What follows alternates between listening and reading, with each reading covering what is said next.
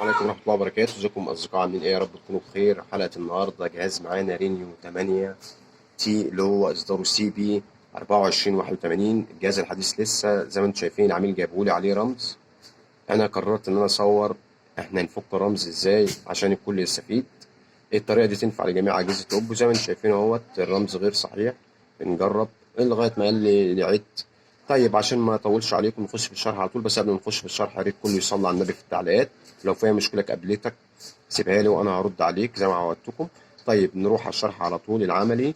بندوس على زر الباور دوسة مطولة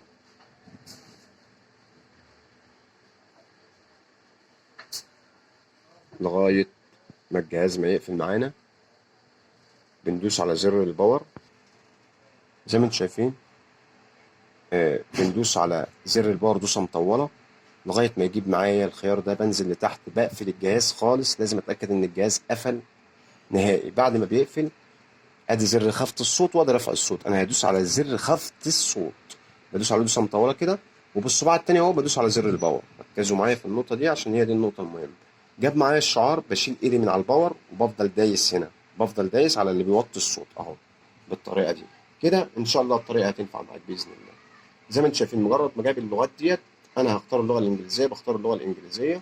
جاب لي 3 خيارات، هختار الخيار اللي فوق ده. الرمز اللي فوق ده اللي هو الاربع ارقام دول بيتغيروا، مش هيظهروا عندك نفس الطريقه. بيظهر رقم تاني. الرقم اللي يظهر عندك هتاخده هنا وتكتبه في الخانه دي بنفس الطريقه كده. الجهاز هيقول لك افرمط ولا كلوز، هدوس له فورمات كده. الجهاز بدأ يمسح معايا رمز الشاشه. خلص كده اهو بالطبع. هيقفل الجهاز ويفتح تاني ويبقى الرمز اتشال خالص كده. انت يبقى قدرت تفك الرمز بنفسك من غير ما تروح لاي حد بتاع سنترال ولا حد يستغلك. الطريقه دي مش بتنفع للجهاز ده بس احنا بنطبق الشرح على جهاز رينيو 8 تي الجهاز الحديث. الطريقه بتنفع لجميع اجهزه اوبو واجهزه شاومي، والطريقه امنه جدا ما فيهاش اي مشاكل على تليفونك. زي ما انتم شايفين الجهاز بيعوق شويه على الشعار، محدش يقلق، ولكن الطريقه امنه جدا جدا جدا بفضل من عند ربنا.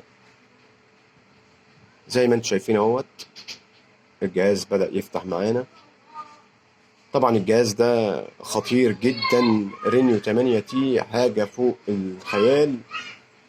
رينيو طبعا كان منزلها رينيو 6 ورينيو 7، ودي رينيو 8 حاجة أفخم، يعني شكل أنيق جدا. الظهر بتاعه من المادة البلاستيك ملهوش حل بصراحة. زي ما انتم شايفين الكاميرا بتاعته ولمبة الإشعارات في الكاميرا دي حاجة جميلة جدا. طبعا شركة أوبو معودانا بالتصميم الأنيق، وفي نفس الوقت حجمها شيك جدا وشكلها يعني مش شيلة في إيدك، حاجة تعتمد عليها برضو في النت والألعاب. والجماعة اللي هم بيحبوا التصوير والحاجات دي تقدر تعتمد عليها بنفسك. موبايل جميل جدا. زي ما انتم شايفين اهوت الجهاز بيطول شويه على الشعار، محدش يقلق. يا ريت كلنا نصلي على النبي في التعليقات، وعشان خاطر ربنا كل الناس تعمل لايك للفيديو. اللايك بتاعك ده بيخلي الفيديو ينتشر والناس كلها تشوفه والمعلومه تعم.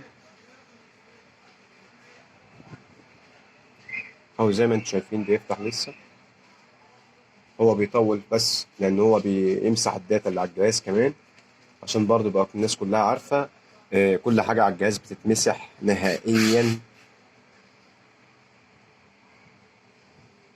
بكده زي ما انتم شايفين الجهاز بدأ يفتح اهوت.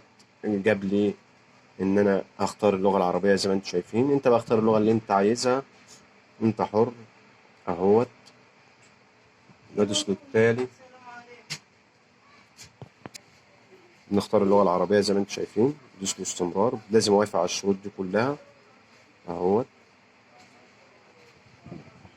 بالطريقة اللي انتم شايفينها دي. هدوس للتالي، هدوس تجاوز فوق اهو. بيجيب لي خيارات حساب جوجل، هدوس له المزيد قبول. لو عايز اعمل رمز انت هتعمله من هنا، مش هعمل حاجة خالص، هدوس تجاوز برضو. بتختار هنا الأسهم. أنا هختار الزراير العادية وأدوس تم.